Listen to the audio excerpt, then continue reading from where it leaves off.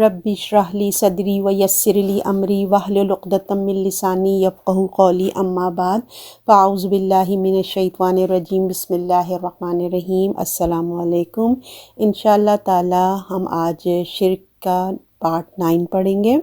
Part 8 میں ہماری بات یہاں تک پہنچی تھی کہ جس طرح اللہ تعالیٰ کے 99 نام ہیں اور حدیث سے ثابت ہیں، تو اسی طرح اسی لیول پہ، اسی برابری پہ رسول اللہ صلی اللہ علیہ وسلم کے نام بھی تحریر کیے جاتے ہیں جن کا حدیث میں اس طرح تذکرہ نہیں ہے۔ چند نام ضرور ہیں، قرآن مجید میں بھی اللہ نے بتائے ہیں، حدیث میں بھی ہیں، مگر مزید اس کو بڑھا کر 99 تک اس کو لے کے گئے ہیں، اس کی گنتی پوری کی گئی ہے۔ یہ چیز اضافہ ہے اور اللہ کے ساتھ برابری ہے۔ ہم یہ پڑھ رہے تھے، تو اس سے ہمیں بچنا ہے۔ نبی کریم صلی اللہ علیہ وسلم نے آپ سے اپنی محبت کا ہمیں جو اظہار کرنا ہے، ہم نے کرنا ہے، تو ہم نے آپ صلی اللہ علیہ وسلم پہ درود سلام پڑھنا ہے، اور وہ ہم جتنا مرضی پڑھیں، دن بھر پڑھیں، جتنا مرضی پڑھیں، وہ در حقیقت ایک دعا ہے، مطلب اللہ ہمارے نبی صلی اللہ علیہ وسلم پر اپنی رحمتیں اور سلامتی بھیجے،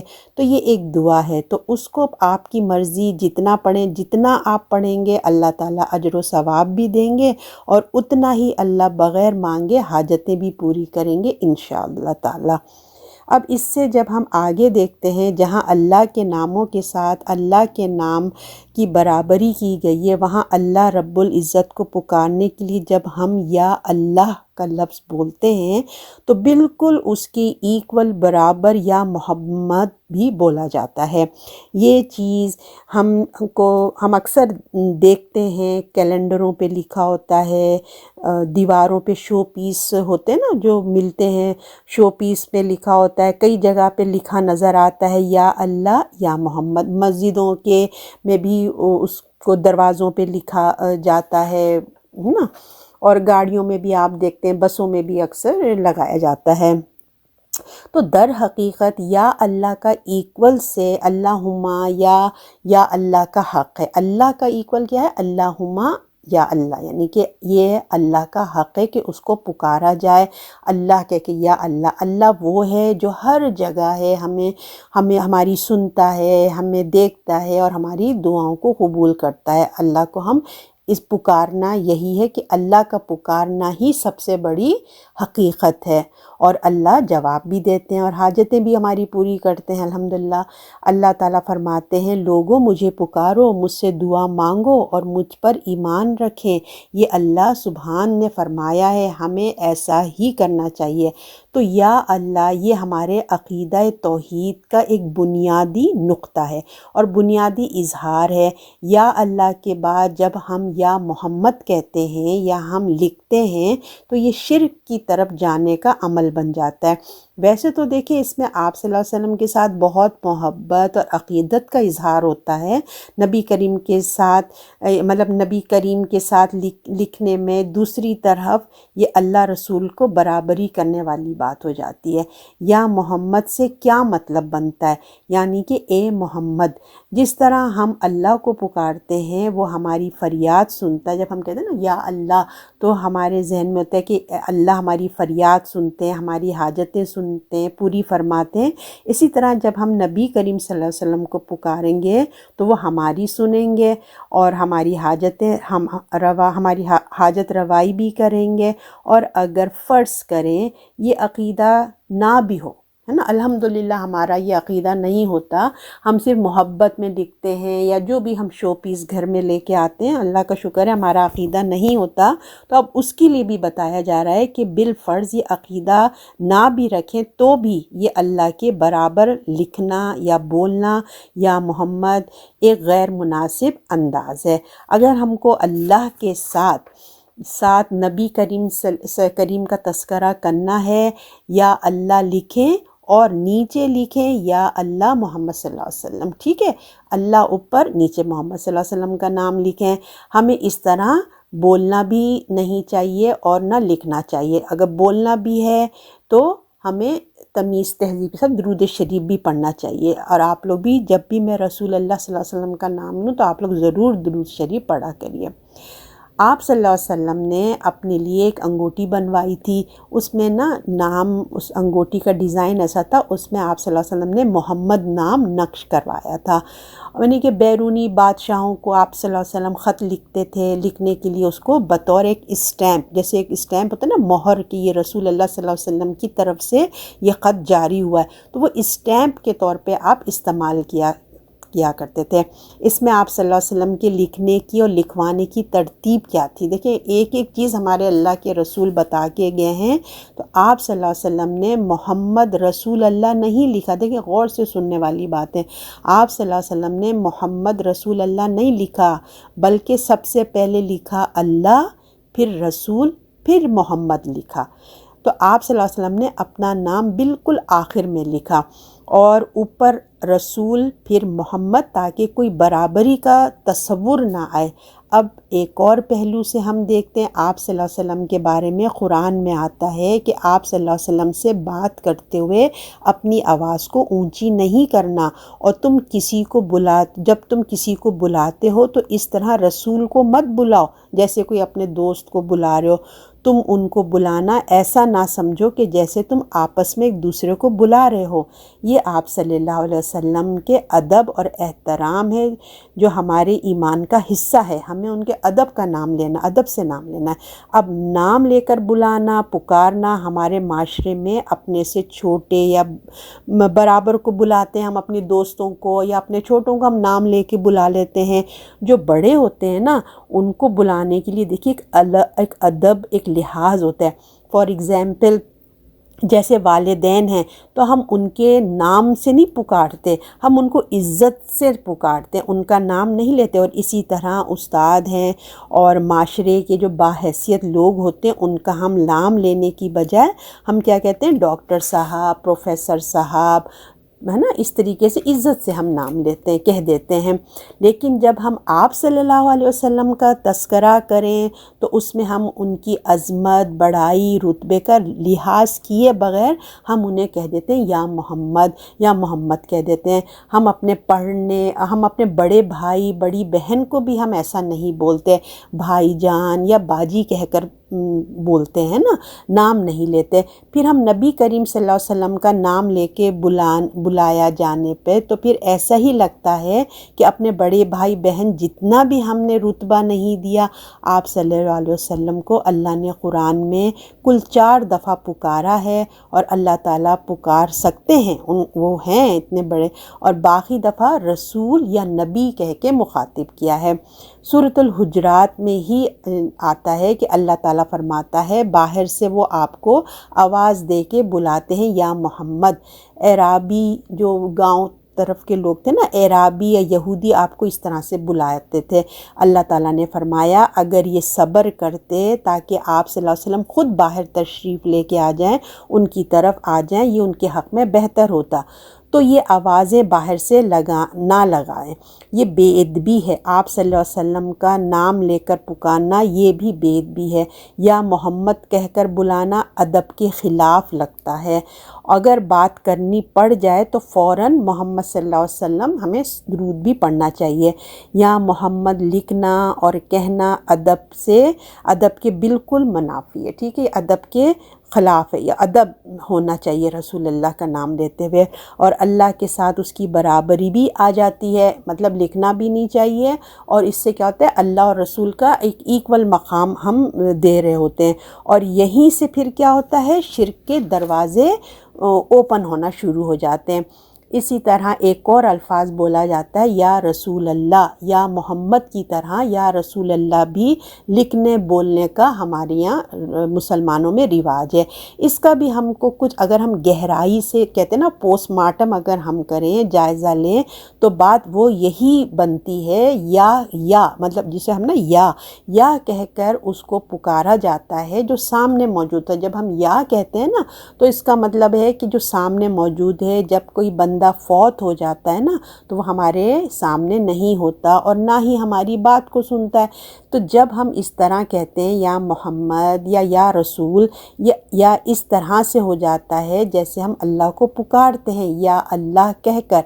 تو کچھ لوگ ایسا بھی کہتے ہیں نا کہ جب ہم یا محمد یا رسول اللہ کہتے ہیں تو ان کا مطلب یہ نہیں ہوتا، جیسے کہ ہم ماشاءاللہ سے ہم لوگ کے کوئی کانسیپٹ میں یہ نہیں ہوتا ہے کہ محمد صلی اللہ علیہ وسلم موجود ہیں یا حاضر ہیں یا ہماری دعا سنتے ہیں یا ہماری ضرورت کو بھی پورا کرتے ہیں۔ دیکھیں نا، ہر طرح کے لوگ ہوتے ہیں، کچھ کا کانسیپٹ ہوتا ہے، کچھ کا کانسیپٹ نہیں ہوتا، تو دونوں کی طرف کی باتیں ہو رہی ہیں کہ جو لوگ کانسیپٹ رکھتے ہیں وہ تو ان کے لیے بالکل ہی نہیں، ان کو اپنا عقیدہ صحیح کرنا ہے، اور بہت سے لوگ ہوتے ہیں جو کانسیپٹ نہیں رکھتے تو ان کو بھی بچنا چاہیے، اور ادب کے یہ خلاف ہے۔ تو بات یہی ہو رہی تھی کہ جو لوگ کانسیپٹ نہیں رکھتے تو ہم تو صرف محبت میں، لگاؤ میں ایسی بات کر دیتے ہیں۔ چلیں اگر عقیدہ نہیں بھی ہے، کچھ حد تک چلیں ہم تھوڑا سا اسپیس بھی دے دیتے ہیں، لیکن ایک مشاہبت پیدا ہو جاتی ہے، کیونکہ دیکھیں ایسا عقیدہ رکھنے والے بھی لوگ موجود ہیں جو یہ سمجھتے ہیں کہ جب ہم یا محمد یا رسول اللہ کہتے ہیں، خاص کوئی مجلس ہو، خاص طرح کی مجلسیں ہوں، درود کی، میلاد کی، ایسے کہتے ہیں کہ جب ایسا لگتا ہے کہ جب وہ سلام پڑھتے ہیں، آپ نے میلادوں کی محفل اٹینڈ کی ہوگی، تو جب وہ سلام پڑھتے ہیں تو وہ یہی سمجھتے ہیں کہ واقعی آپ صلی اللہ علیہ وسلم تشریف لائے ہیں۔ پھر کچھ لوگ تو نا اپنی مجلسوں میں کرسی بھی خالی رکھ دیتے ہیں، ٹھیک ہے،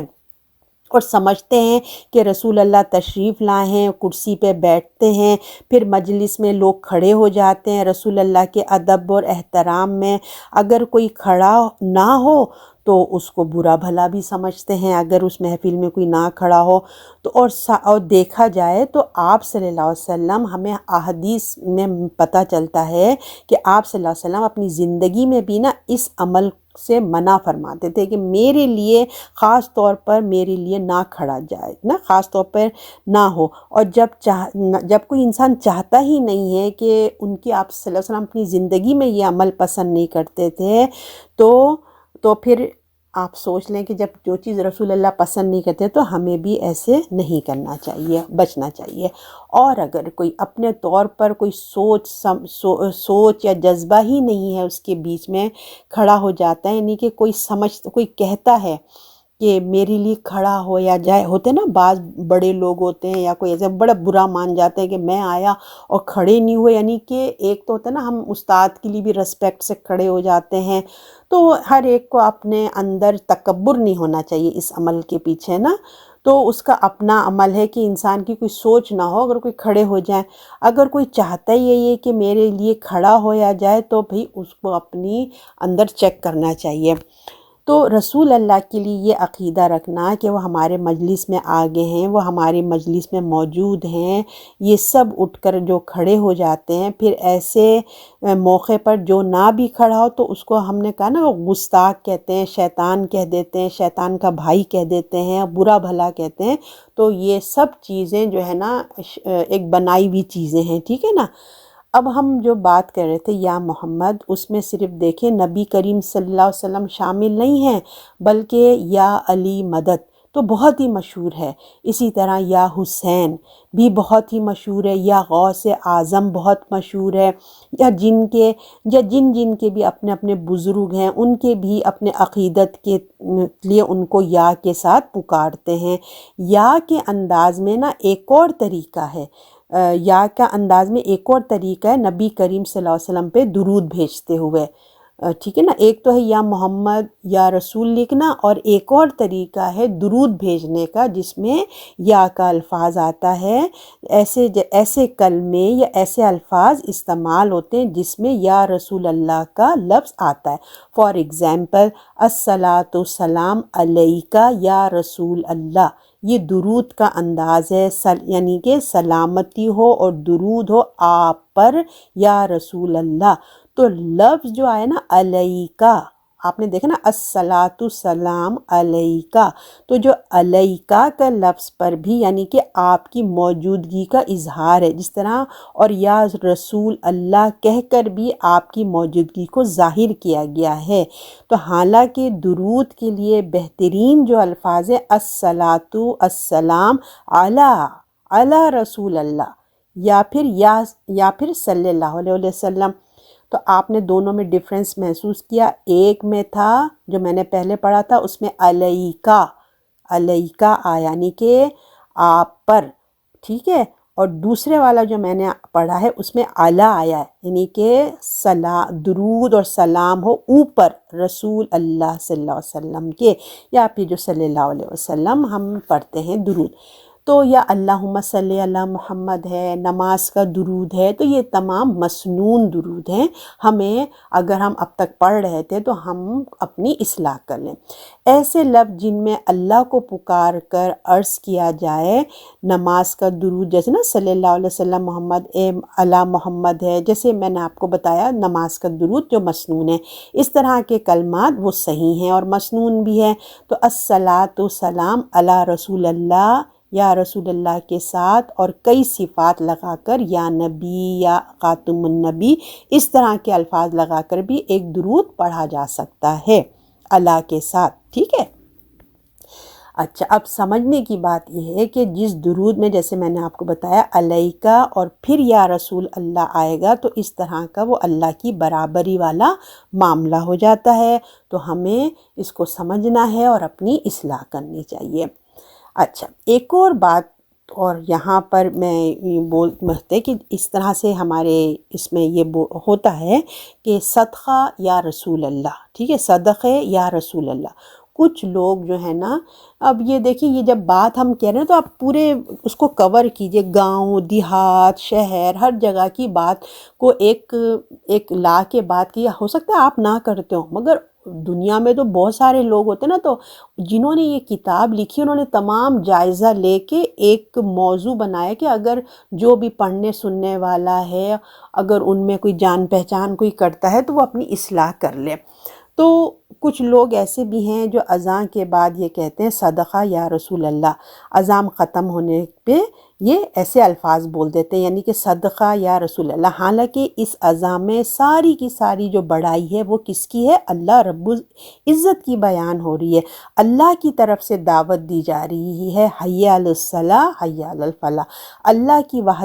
وحدانیت کی گواہی ہے، نبی صلی اللہ علیہ وسلم کی رسالت کی گواہی ہے، اور مسنون عمل یہ ہے کہ اذان کے ساتھ ساتھ جواب دیا جائے اور پھر آپ صلی اللہ علیہ وسلم پہ درود پڑھا جائے، پھر آپ صلی اللہ علیہ وسلم کی دعا، آپ کے صلی اللہ علیہ وسلم کے لیے دعا کی جائے اور اللہ تعالیٰ سے آپ کے لیے مقام وسیلہ مانگا جائے، ہے نا، یہی ہمیں بتایا گیا۔ آپ صلی اللہ علیہ وسلم نے فرمایا ہے جو میرے لیے اللہ سے مقام وسیلہ مانگے گا اس کو روز قیامت میری شفاعت عطات ہوگی، یعنی اللہ تعالیٰ اس کو میری شفاعت نصیب کریں گے۔ یہ الفاظ یعنی کہ صدقہ یا رسول اللہ یہ حدیث یا سنت میں ہمیں نہیں ملتا، ٹھیک، تو اب یہ بھی اصلاح کرنی ہے، تو اس سے بھی ہمیں یہ بچنا چاہیے۔ اچھا، اسی طرح اور بھی الفاظ بولے جاتے ہیں، جیسے مثلاً وسیلے کا لفظ بھی بیچ میں آتا ہے، فلاں کے وسیلے سے، فلاں کے طفیل سے، فلاں کے صدقے اللہ ہمیں عطا کر دے یا یہ دے دے۔ دراصل یہ معاملہ ایسا تھا کہ جاہلت کے دور میں مشرکین جب دعا کرتے تھے نا اللہ تعالیٰ سے، تو وہ مختلف جو فوت شدہ ان کی بزرگان اچھے بڑے نیک اولیاء لوگ تھے یا بڑی شخصیت تھی، تو وہ ان کو وہ وسیلہ بناتے تھے، یا ان کے نام پر یا ان کی یاد پر جو بت بناتے ہوتے تھے نا، ان بتوں کے سامنے کوئی نظر و نیاز پیش کرتے اور چڑھاوا چڑھاتے تھے، اور پھر اس کو اللہ کے سامنے اپنا سفارشی بناتے، اور قرآن مجید میں اس کا تذکرہ ہے سورۃ الزمر میں، ٹھیک۔ جب ان سے کہا جاتا ہے، قرآن کے الفاظ ہیں، جب ان سے کہا جاتا ہے کہ تم ان بتوں کی پوجا کیوں کرتے ہو، بتوں کو کیوں ان کے آگے ساری نظر و نیاز پیش کرتے، تو وہ کہتے ہیں ہم ان کی عبادت نہیں کرتے، ہم تو ان کے پاس نظر و نیاز اس لیے لاتے ہیں تاکہ یہ ہمارے درمیان وسیلہ بنے، یہ ہمیں اللہ کے قریب کر دیں، پھر اللہ تعالی ہماری دعائیں سنیں گے یا ہماری حاجت کو پورا کریں گے۔ جب آپ صلی اللہ علیہ وسلم پر وحی نازل ہوئی، آپ صلی اللہ علیہ وسلم کو نبی بنا کے اللہ نے بھیجا، اللہ تعالیٰ نے، اور خاص توحید دنیا کے سامنے پیش کی، اور اس میں واضح ہو گئی بات کہ کسی کو بھی اللہ کے حضور سفارشی بنانا جائز نہیں ہے۔ پھر کیونکہ ایک عرب کا رواج تھا۔ تو صحابہ کرام نے پوچھا یا رسول اللہ اچھا تو پھر اب ہمیں کیسے کرنا ہوگا، ہم پھر کیسے اللہ سے دعا کریں گے؟ جب ہم کسی کو بیچ میں وسیلہ نہیں ڈالیں گے، کیونکہ وہ ڈالتے تھے عرب کے معاشرے میں جہالت میں، دین اسلام سے پہلے ڈالتے تھے بیچ میں، پھر کسی فوت شدہ شخصیت کو ڈالتے تھے یا ان کے نام کے گھڑے ہوئے بت جو رکھے ہوئے تھے۔ تو سورۃ البقرہ میں آتا ہے، اللہ تعالیٰ نے فرمایا ہے، جب رسول اللہ سے فرمایا ہے کہ جب میرے بندے جب میرے بندے میرے بارے میں پوچھیں، میرے بارے میں پوچھیں تو آپ صلی اللہ علیہ وسلم میرے بارے میں پوچھیں تو آپ فرما دیں، ان سے کہہ دیں تو آپ ان کے قریب ہیں، یعنی کہ اللہ سے مانگو، اللہ قریب ہے۔ جب کوئی پکارنے والا مجھے پکارتا ہے، میں اس کی دعا کو قبول کرتا ہوں، سنتا ہوں، تو انہیں چاہیے کہ مجھے ہی پکاریں، یعنی کسی تیسرے کو بیچ میں مت کی ضرورت نہیں ہے۔ اللہ اور بندے کا رشتہ بہت مضبوط رشتہ ہے۔ اللہ خالق ہے، بندہ مخلوق ہے۔ اگر بندہ اللہ تعالیٰ پر ایمان رکھنے والا ہے اور اللہ کے احکامات سننے ماننے والا ہے تو پھر تو بہت ہی باؤنڈنگ جو ہے نا وہ مضبوط رشتے میں بن جاتی ہے۔ اگر ایسا نہیں ہے پھر بھی اللہ اور بندے کے درمیان کوئی تیسرا نہیں آ سکتا۔ اللہ تعالیٰ اس بات کو بہت پسند کرتے ہیں کہ بندہ پوری کانفیڈنس کے ساتھ، پورے اعتماد کے ساتھ اپنے رب کو پکارے، پورے یقین کے ساتھ اپنے رب کو پکارے کہ میرا رب میری سنتا بھی ہے اور میری دعا کو قبول بھی کرتا ہے۔ اب ہم آپ صلی اللہ علیہ وسلم کی دعائیں جو آپ صلی اللہ علیہ وسلم نے اللہ سے مانگی ہیں، اپنی امت کو سکھائی ہیں اور قرآن مجید میں آئی ہیں، ہم اب ان کا مطالعہ، ان پہ نظر ڈالتے ہیں۔ دیکھیں قرآن مجید کی دعائیں تو آپ نے دیکھا ہوگا ربنا سے شروع ہوتی ہیں، اگر آپ غور کریں تو ربنا آتینا فی الدنیا ہے نا، آپ نے دیکھا ہوگا جتنی بھی دعائیں نا ربنا سے شروع ہوتی ہیں، جتنی سیدھا رب کو پکارا جاتا ہے، سیدھا اپنے رب سے بات شروع ہوتی ہے اور اپنی جو حاجت ہے وہ پیش کی جاتی ہے۔ یہ قرآن کی دعائیں ہمیں سکھاتی ہیں، ہمارا توحید صحیح کرتی ہیں کہ دیکھو ڈائریکٹ اللہ اور بندہ اور کوئی بیچ میں نہیں ہے آ رہا ہے۔ اچھا رب کو پکارو اور وہ براہ راست پکارو، اپنی عرض اس کے سامنے پیش کرو، اور نبی کریم صلی اللہ علیہ وسلم جو دعائیں مانگتے تھے اس میں بھی ایسے ہی لفظ ہمیں ملتے ہیں۔ آپ صلی اللہ علیہ وسلم نے ہم نے کبھی بھی اپنی دعاؤں میں جو رسول اللہ جو دعائیں مانگے، کبھی بھی آپ نے ابراہیم علیہ السلام کو اپنے لیے وسیلہ واسطہ نہیں بنایا، حالانکہ حضرت ابراہیم علیہ السلام کتنے عزیز اور محترم تھے اللہ کے لیے، مگر اللہ کے رسول نے کبھی بھی ان کا وسیلہ واسطہ نہیں ڈالا۔ آپ صلی اللہ علیہ وسلم نے ہمیشہ اللہ کو پکارا ہے اور ڈائریکٹ اللہ سے دعا مانگی ہے۔ تو اللہ تعالیٰ سے دیکھیے اللہم علی ذکری کا و شکری کا و حسن عبادت، کتنے مشہور نہیں کہ اللہ سے دعا کرتے ہیں، ذکر کرتے ہیں۔ ہمیں دعاؤں میں کہیں بھی ایسا نہیں ملتا وسیلہ کہ آپ صلی اللہ علیہ وسلم نے ڈالا ہو کسی نبی کا، کیونکہ آپ صلی اللہ علیہ وسلم سے تو بڑے بڑے انبیاء ہیں اور جو حضرت ابراہیم تھے وہ تو ٹاپ آف دا تھے، تو ہمیں آپ کی دعاؤں میں کہیں نہیں ملتا کہ آپ نے کبھی ایسا کیا ہو۔ آپ صلی اللہ علیہ وسلم نے ہمیشہ براہ راست اللہ سے دعائیں کی ہے، اس لیے ایسا کہنا کہ پنج تنگ پاک کا صدقہ یا اپنے حبیب کے صدقے یا فلاں دستگیر کے صدقے یا حسن اور حسین کے صدقے، تو اس قسم کے صدقہ وسیلہ سے ہمیں نہیں اس طرح سے بات کرنی چاہیے۔ نہ قرآن کی دعاؤں میں نہ ہم نے دیکھا پیچھے کہ نہ قرآن کی دعاؤں میں ایسی کوئی بات ہے، اور نہ آپ نے جو ہمیں دعائیں سکھائی ہیں نہ اس میں کوئی بات آتی۔ جب بھی رسول اللہ کی دعا آتی ہے اللہم سے بات شروع ہوتی ہے نا، تو صدقہ وسیلہ واسطہ نہیں ہوتا، ٹھیک ہے؟ براہ راست پکارو اللہم کر کے، اللہ سنتا ہے، یا پھر ربنا کہہ کر پکارو تو وہ بھی اللہ سنتا ہے۔ جب ہم ربنا کہتے ہیں تو اے ہمارے رب کیا ہوتا ہے؟ ربنا اے ہمارے رب۔ اللہ کا ذاتی نام کیا ہے؟ اللہ ہے، اس کے باقی نام صفاتی ہیں۔ جب ہم ربنا کہتے ہیں تو ہم اللہ کی صفت پالنے والا،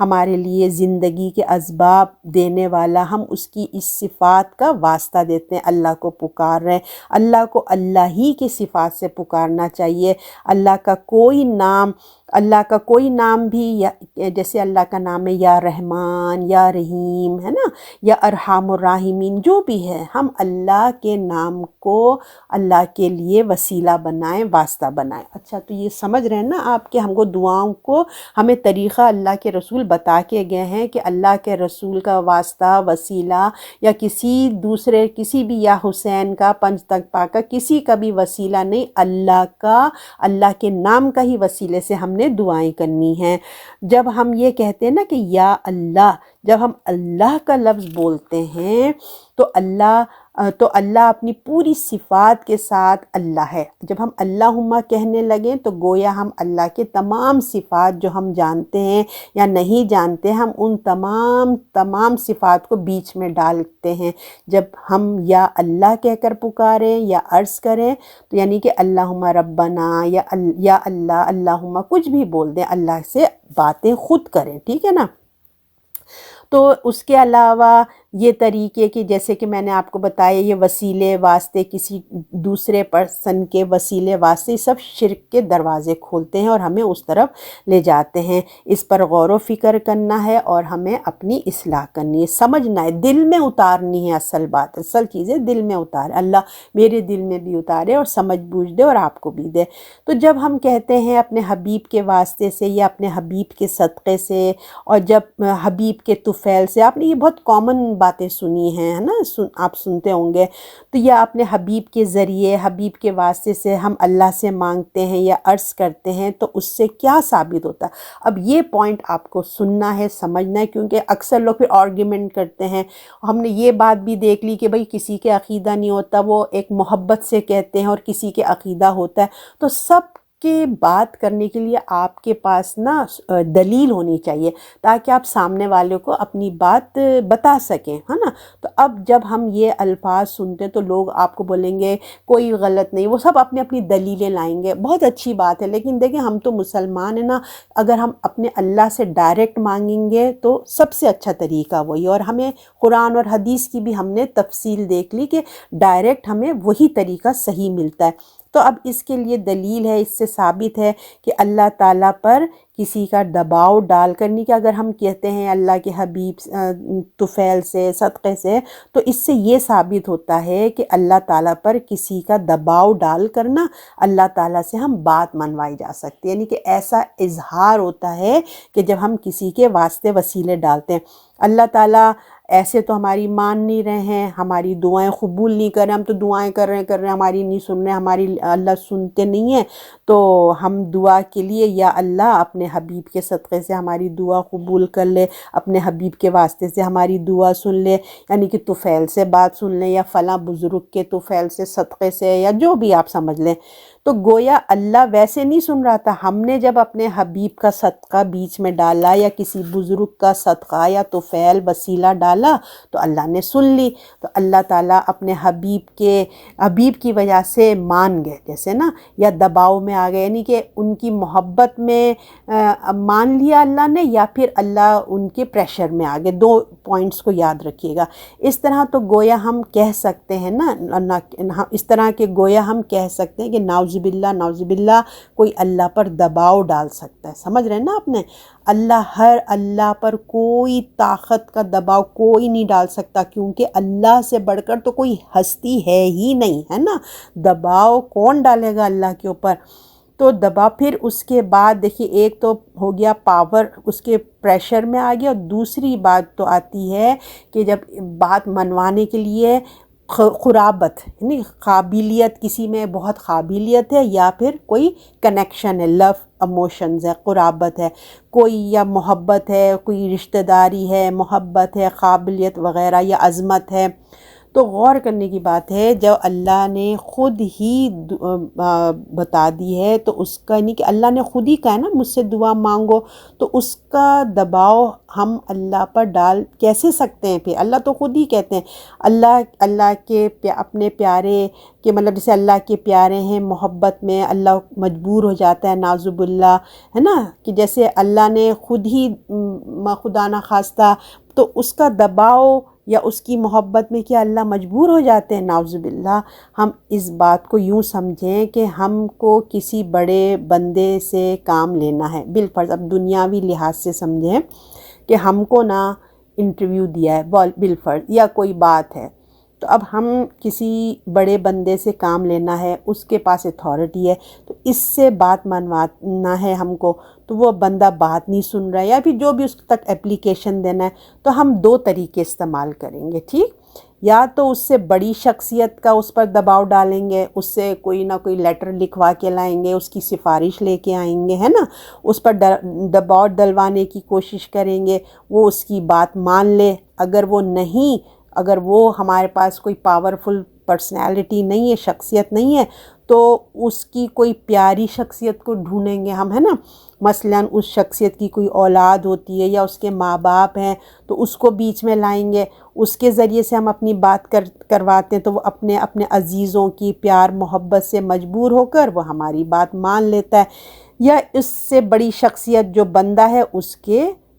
بیچ میں ڈالیں گے تو وہ اس کے روب میں آ کے ہماری بات مان لیتا ہے۔ تو اب دونوں پوائنٹ آپ سمجھ گئے نا۔ اب یہ دونوں چیزیں جو ہے نا، یہ انسان کی کمزوریاں ہیں، ٹھیک ہے، روب ہے اور جو بھی میں نے آپ کو کہا محبت ہے یا عظمت ہے، قرابت ہے، یہ انسان کی کمزوریاں ہیں۔ کسی کی دباؤ میں آ جانا یا کسی کی محبت میں کمزور ہو جانا،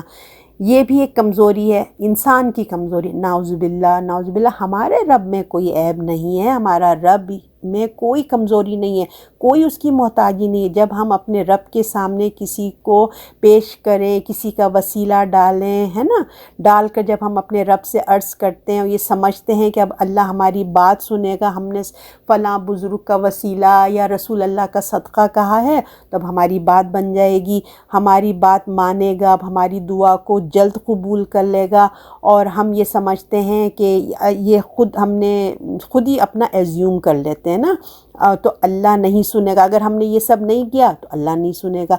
لیکن کیونکہ ہم نے بیچ میں فلاں کو ڈالا ہے تو اللہ ہماری بات ضرور سنے گا۔ یہ بات ہم کسی دنیاوی شخصیت یا کسی بادشاہ کے لیے تو کر سکتے ہیں، کہہ سکتے ہیں، مگر اللہ رب العزت کے لیے یہ بات کہنا انتہائی ظلم، بے انصافی ہوگی۔ سمجھے آپ لوگ؟ اللہ کے لیے ایسا سوچنا، کہنا، یہ ظلم ہے اور بے انصافی ہوگی۔ جبکہ اللہ تعالیٰ خود قرآن میں فرماتے ہیں کہ میں پکارنے والے کی پکار سنتا ہوں، لوگوں کو چاہیے کہ مجھے پکاریں۔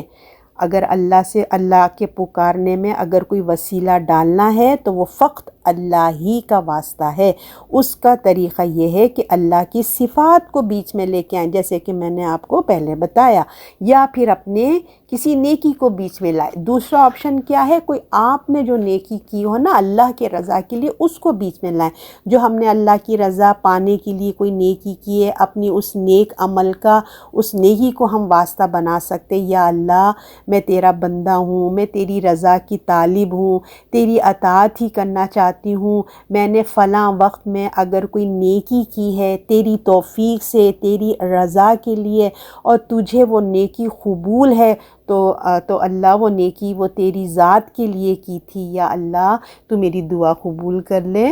سمجھے نا؟ ایسے بولنے کا، اپنی کوئی جو بھی آپ نے کبھی زندگی میں ہوتے ہیں نا اچھے کام کرتے ہیں جو اللہ کے لیے ہوتے ہیں، تو اس طریقے سے اللہ کو کہیں اللہ فلاں ٹائم پہ میں نے کیا تھا نا، پلیز پلیز اللہ میری دعا قبول کر لیجئے۔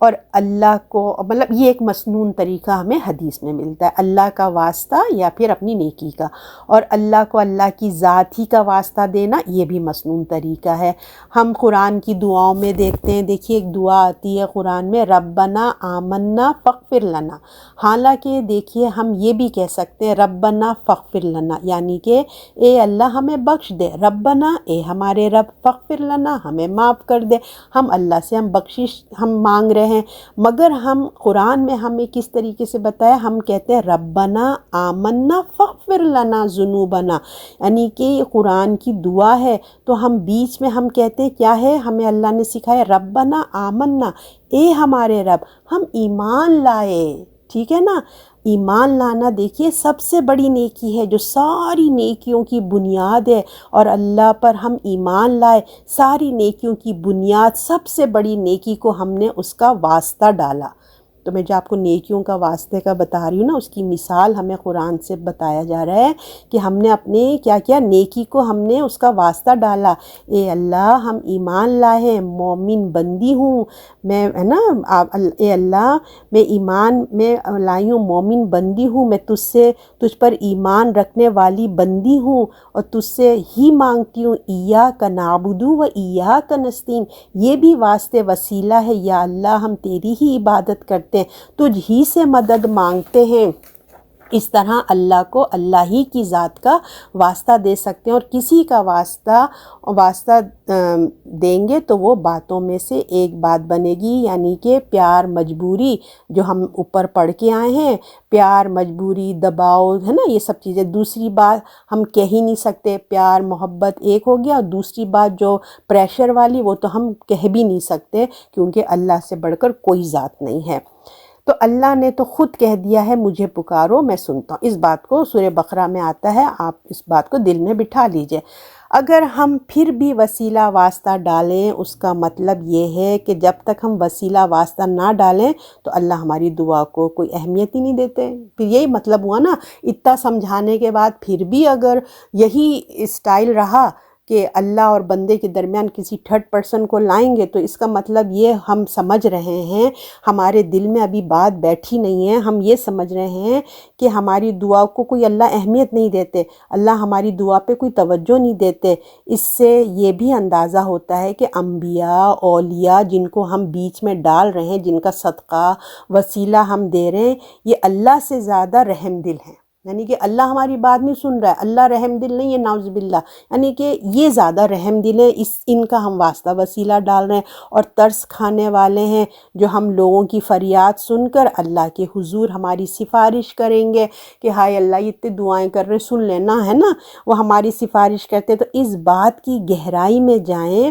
وہی والی بات، پوسٹ مارٹم کریں، بات میں جائیں تو بات بہت دور تک جاتی ہے۔ دیکھیں، بس بات یہ سمجھ لیں کہ آج کے لیکچر سے ایک بات دماغ میں بٹھا لیں کہ اللہ اور بندے کے درمیان تیسرا کوئی نہیں ہے۔ تیسرا وہ ہو سکتا ہے جو اللہ سے جوڑنے اور ملانے والا ہو، یا سکھانے والا ہو کہ اللہ کے قریب کیسے جا سکتے ہیں، اللہ کے ساتھ ہم کیسے قربت حاصل کر سکتے ہیں۔ اس میں سب سے پہلے اللہ کے نبی ہوتے ہیں، یہ کام کون کرتے ہیں؟ اللہ کے نبی ہوتے ہیں، جو ہمیں اللہ اور بندے کو بیچ میں کنیکشن جوڑ دیتے ہیں، انسان، ہے نا، نبی ہوتے ہیں، اور وہ انسانوں کو سکھاتے ہیں۔ ہمارے لیے ہمارے پیارے نبی کریم صلی اللہ علیہ وسلم ہیں، اور اس کے بعد صحابہ ہیں، پھر آپ کو پتہ ہے سلسلہ چلتا ہے، تابعین، تبع تابعین، پھر اولیاء کرام، پھر استاد محترم آتے ہیں، ہے نا،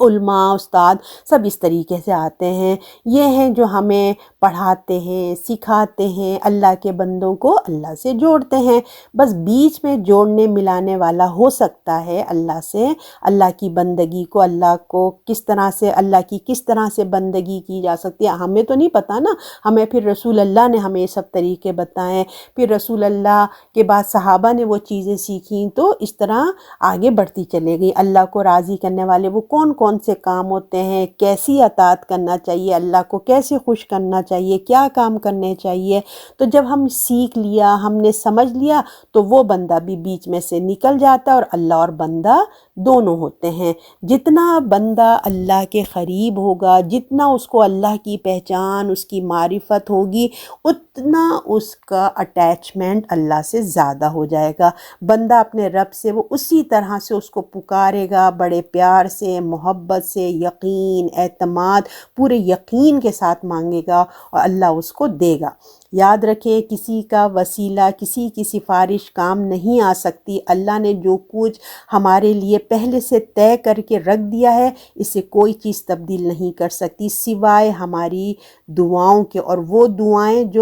جو صحیح سنت کے طریقے سے اللہ سے مانگی جائیں، اور پھر وہ اللہ کے حکم سے ہی تبدیل ہوگی۔ آخر میں اللہ ہی کا حکم ہے، ورنہ کسی کی سفارش کچھ تبدیل نہیں کر سکتی۔ یہ سب باتیں سمجھنے والی ہیں۔ اللہ کو براہ راست ڈائریکٹ ہم نے پکارنا ہے، اپنی نیکی کو اللہ کے حضور پیش کریں، اللہ کو اللہ کے ناموں کا واسطہ دیں، یا اللہ آپ رحمان ہیں، آپ مجھ پر رحم فرما دیں، یا اللہ آپ غفار ہیں، آپ میری مغفرت فرما دیں، یا اللہ آپ رزاق ہیں، یا اللہ مجھے رزق عطا فرما دیجئے۔ اللہ تعالیٰ کو اللہ کی صفات کا واسطہ دے کر، اور اگر بیچ میں کسی کو ڈالیں گے تو اللہ تعالیٰ کو یہ بات ناپسند ہے، ٹھیک ہے۔